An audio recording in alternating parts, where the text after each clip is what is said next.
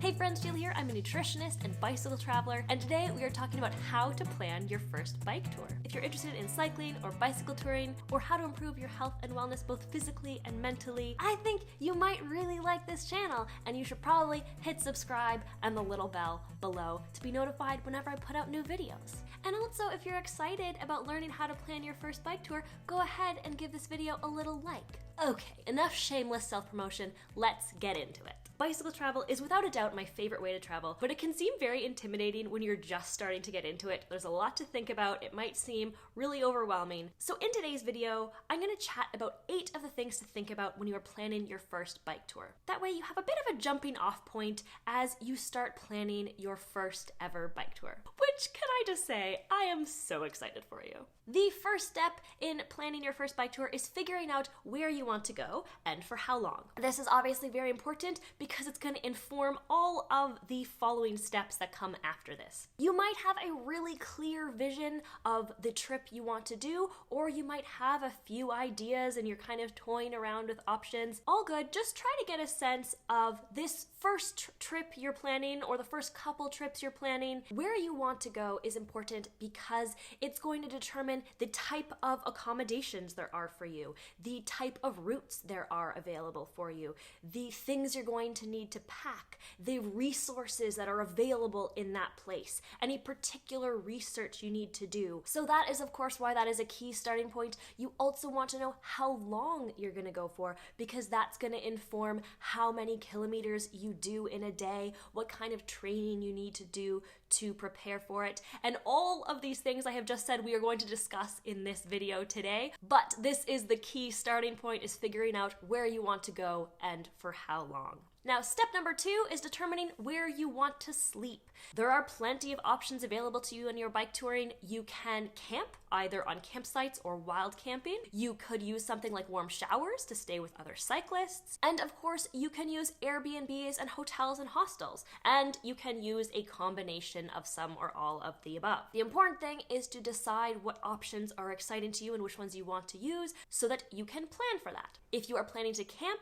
then you are going to need a tent and a mat and a sleeping bag and a cooking stove. If you're planning to do exclusively Airbnbs and hotels, then you won't need that camping stuff, but you will want to make sure you have a budget that allows for you to stay in those types of accommodations every night. Step number 3 of planning your bike tour is figuring out how to plan your route. Now, if this is your first bike tour ever, something to think about is doing an actual cycle route. Recently, I did a video on cycling from Munich to Venice. There's a lovely bike route that goes through the Alps, and there are bike routes all over the world. If there's someplace you know you want to do your bike tour, have a look online and see what bike routes are available. Also, I will link below to some Facebook groups. You can always have a look through there or toss a question in there and say, hey friends, I want to travel to this place. Have you been there? What bike routes are there? The benefit of using a bike route for your first trip is that bike routes have resources. They might have a full-on map you can print or a GPX file you can follow. They will often have little signs you can follow along the way. You are likely to see other cyclists, so if you are in a bind or if you have any questions, the chances are higher that you will meet another cyclist that you can get support from. And because they are designed as a cyclist destination, there will usually be accommodations and places to stop along the way. So consider bike routes as a way to plan your first bike trip. But maybe you want to go somewhere where there aren't bike routes, or you want to make up your route on your own. In that case, I personally use 2 apps, Maps.me and Komoot, which I will link to below. They are bike touring or cycling focused apps, and so they are designed to create bike routes. These types of cycling apps will generally work better than more general map making apps, because even if those general apps have a cycling feature, I find that they just aren't as focused on cycling, so the chances are higher that you'll get pushed onto a busy road or some kind of cycling experience that isn't ideal, whereas those biking related apps, they're not perfect, but I find they tend to give you something a little better. I also carry a paper map, just in case for some reason my phone goes down or my apps stop working. I have a backup plan of a paper map. Number 4 is to think about the bike and bike setup you want to have. Now, you might already have a bike or bikes to choose from, or you might need to rent or borrow or buy a bike. Some things to keep in mind are whether you want to be on or off-road most of the time. Also think about the amount amount of climbing you're going to be doing, and also what kind of gear carrying setup you have. Do you want to just have back panniers? Do you want to have back and front panniers? Do you want something a little more streamlined? Maybe you want to carry things in your frame and on the handlebars. Now, choosing the right bike and setup can feel a little overwhelming, but do not let it stress you out. Stop by some local bike stores, ask questions, look online, reach out to people in the Facebook groups I linked to below, and just start to get an idea of what might work best for you. The setup I had for my recent bike tour from Scotland to Croatia was not perfect by any means. There were many things I realized along the way that could have made my life easier, but it didn't matter. I got out there, I had a great time, and I got it done. I like to always remember that the first bicycle travelers, they were traveling on super heavy bikes, probably fixie bikes or with very few gears, heavy gear, heavy saddlebags, and we have all these amazing advancements to make our lives easier now, but never forget that those first bicycle tourers, they managed to get it done. So get out there and do it with whatever bike and setup you have access to. Number 5 is to learn basic bike mechanics. Now, different people like to go to different depths with this. To me, what's most important is making sure that I have enough tools in my physical and mental toolbox to get me at least to a bike store in the majority of situations. Some key things to know are how to change your tires and to be comfortable changing your tires. Practicing indoors is a far better experience than in the pouring rain on the side of the road. Making sure that you feel comfortable fixing a flat is a great step. Also having an understanding of your basic bike mechanics, taking care of your chain, having a rough idea of when things need to be replaced, especially if you're doing a longer trip.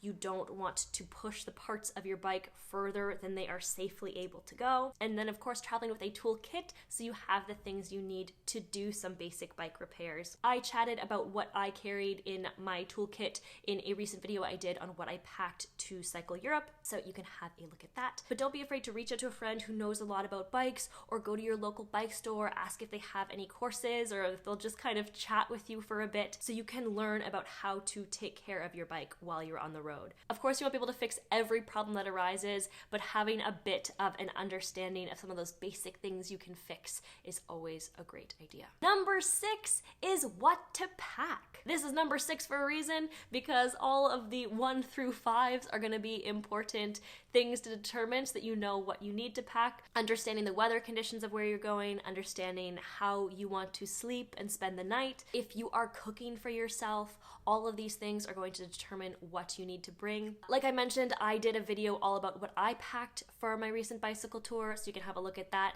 And there's plenty of videos and lists online of what to pack. So you can have a look online and likely find packing lists specifically related to the place where you are going. And from there, you can start to assemble all the things you need to pack for your trip. And once you have all those things together, don't forget that you need to physically carry all of these items, and they all physically need to fit on your bike. So you might need to slowly wean out some things. I am by no means the lightest packer. I believe in bringing some things for comfort or some things for the experience you want to have, but just always bearing in mind that you have to carry those things. Number 7 is how to get to your starting point. Now, if you're going on your first bike tour somewhere near you, that is great. You won't have to worry about this step. But if you are flying or taking a train or bus in order to get your trip started, then you want to make sure you are keeping in mind how you are going to get there. Airlines and trains and buses all have very specific regulations on what they will accept in regards to a bike. Some won't take bikes at all. Some will accept bikes, but they have to be packed in a certain way, or they have to be a certain size. I think it is always best to research online, but also to follow up by phone if you can with the company to make sure you have a really clear understanding of what they require in order for you to travel with a bike. Most airlines, all you'll need to do is get a bike box from a bike store and then disassemble your bike. So you take off the handlebars, you take off the pedals, you take off the tires, and it all gets packed into a flat box box, you seal it up real tight, you fly with it, and then you reassemble the bike when you get where you are going. Some trains you might have to do something similar, or for some you can literally just roll it onto the train.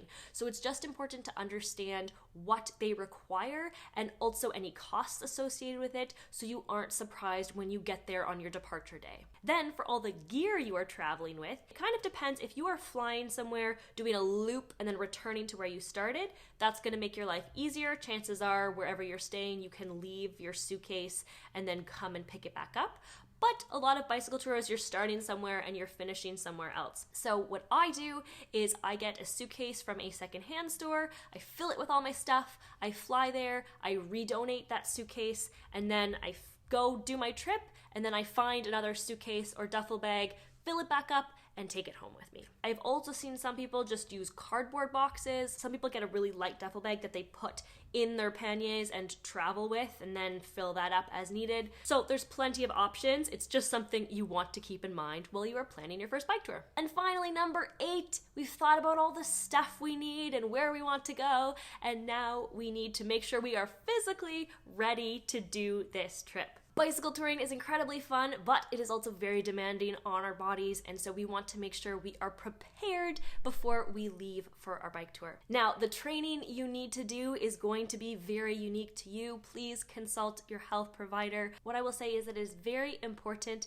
that you are building gradually to the distance you want to do. You do not want to go from barely cycling at all to trying to do 60 or 70 kilometers in a day. That will not feel good and it will risk injury. So it is really important that you are giving yourself time to build to the distance and intensity you want to do. And depending on the distance that you are planning to do in a day, this can take several months to build up that distance and intensity and strength. You may want to reach out to a coach that can help put together a training plan for you. You can have a look online for training plans. What is most important is that you are taking care of your body before and during your trip and training appropriately. Because if you don't train adequately, you could risk injury. You can risk just general unpleasantness like saddle sores or aches or pains. And you can also risk mental exhaustion because you haven't spent that time experiencing what it is like cycling for hours and hours. So it's important to get a sense of how many kilometers you want to do in a day and train appropriately so you are ready to do that and ready to have a bike tour where you're going to feel really strong and have a lot of fun. Okay friends, so those are my 8 tips to plan your first bike tour. It is by no means an exhaustive list. There are always plenty of things to think about when you're planning your first bike tour, but I hope it gives you a little bit of a starting point for some of those things you can think about. So you have a bit of a running list and it doesn't feel so much like this big, overwhelming concept that you can't imagine how you're going to make happen. You can make it happen. It just takes some research and practice and you will get there. If you have any questions I did not answer in today's video, please do not hesitate to leave them in the comments below. I'm happy to answer them if I can. If you like this video, please give it a like. It really supports my channel. And if you want to be notified whenever I put out new videos, hit subscribe and the little bell below. Thanks. Have a good one. Hey friends! We should let the garbage truck pass.